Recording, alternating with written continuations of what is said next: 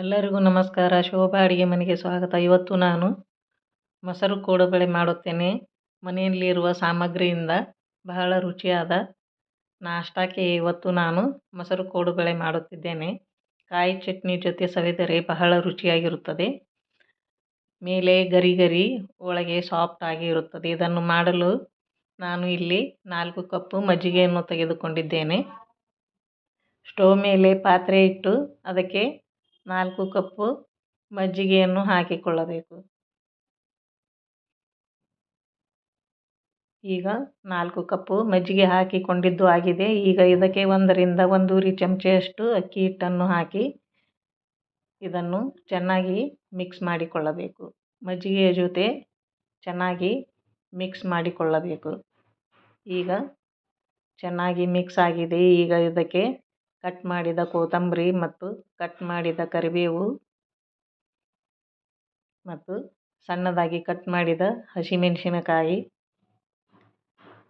ಮತ್ತು ಸ್ವಲ್ಪ ಜೀರಿಗೆ ಮತ್ತು ಸ್ವಲ್ಪ ಇಂಗು, ನಂತರ ರುಚಿಗೆ ತಕ್ಕಷ್ಟು ಉಪ್ಪು ಮತ್ತು 1 ರಿಂದ 2 ಚಮಚೆಯಷ್ಟು ಒಳ್ಳೆ ಎಣ್ಣೆಯನ್ನು ಹಾಕಿ ಚೆನ್ನಾಗಿ ಮಿಕ್ಸ್ ಮಾಡಿಕೊಳ್ಳಬೇಕು. ನಂತರ ಇದನ್ನು ಕುದಿಯಲು ಬಿಡಬೇಕು. ಈಗ ಚೆನ್ನಾಗಿ ಕುದಿ ಬಂದಿದೆ. ಈಗ ಇದಕ್ಕೆ ಅಕ್ಕಿ ಹಿಟ್ಟನ್ನು ಹಾಕಿಕೊಳ್ಳಬೇಕು. 4 ಕಪ್ಪು ಮಜ್ಜಿಗೆ ಆದರೆ 2 ಕಪ್ಪು ಅಕ್ಕಿ ಹಿಟ್ಟನ್ನು ಹಾಕಿ ಚೆನ್ನಾಗಿ ಮಿಕ್ಸ್ ಮಾಡಿಕೊಳ್ಳಬೇಕು. ಉರಿ ಸಣ್ಣದಾಗಿ ಇಟ್ಟುಕೊಂಡು ಈ ರೀತಿ ಮಿಕ್ಸ್ ಮಾಡಿಕೊಳ್ಳಬೇಕು.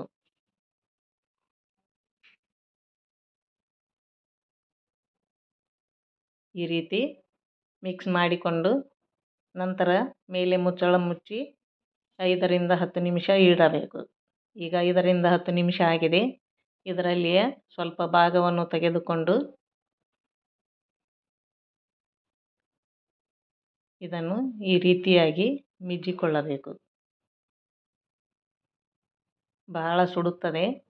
ಸ್ವಲ್ಪ ಕೈಗೆ ಎಣ್ಣೆಯನ್ನು ಹಚ್ಚಿಕೊಂಡು ಈ ರೀತಿ ಮಿಜ್ಜಿಕೊಳ್ಳಬೇಕು.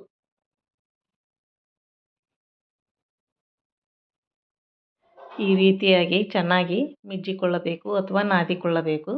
ನಂತರ ಸಣ್ಣ ಸಣ್ಣ ಉಳ್ಳೆಗಳನ್ನು ಮಾಡಿಟ್ಟುಕೊಳ್ಳಬೇಕು ಈ ರೀತಿಯಾಗಿ.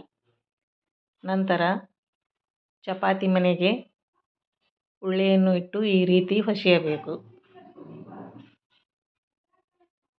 ಈ ರೀತಿ ಹೊಸೆದು ಕೋಡುಬಳೆಯನ್ನು ರೆಡಿ ಮಾಡಿಕೊಳ್ಳಬೇಕು. ಈ ರೀತಿ ರೌಂಡ್ ಮಾಡಿ ಅಮಕಿದರೆ ಕೋಡುಬಳೆ ರೆಡಿಯಾಗುತ್ತವೆ. ಎಲ್ಲವನ್ನು ಇದೇ ರೀತಿ ಮಾಡಿಟ್ಟುಕೊಳ್ಳಬೇಕು. ಇನ್ನೊಂದು ಮಾಡಿ ತೋರಿಸುತ್ತೇನೆ. ಇದೇ ರೀತಿ ಉಳ್ಳೆಯನ್ನು ಈ ರೀತಿ ಹೊಸೆದು ಮಧ್ಯದಲ್ಲಿ ಕಟ್ ಮಾಡಿ ಹೀಗೆ ಮಾಡುವುದರಿಂದ ಕೋಡುಬಳೆ ಒಂದೇ ಅಳತೆಯಲ್ಲಿ ಬರುತ್ತವೆ. ಈ ರೀತಿ ಕೋಡುಬಳೆಯನ್ನು ತಯಾರಿಸಿ ಇಟ್ಟುಕೊಳ್ಳಬೇಕು. ಈ ರೀತಿಯಾಗಿ ಎಲ್ಲವನ್ನು ಮಾಡಿಟ್ಟುಕೊಳ್ಳಬೇಕು. ನಂತರ ಕಾದ ಎಣ್ಣೆಯಲ್ಲಿ ಈ ರೀತಿ ಬಿಟ್ಟು ಒಂದೊಂದಾಗಿ ಬಿಟ್ಟು ಕರಿಯಬೇಕು. ಹೊಂಬಣ್ಣ ಬರುವವರೆಗೆ ಕರಿಯಬೇಕು. ಈ ರೀತಿ ಹಾಕಿಕೊಂಡು ನಂತರ ಇದನ್ನು ಹೊರಳಿಸಿ ಹಾಕಬೇಕು.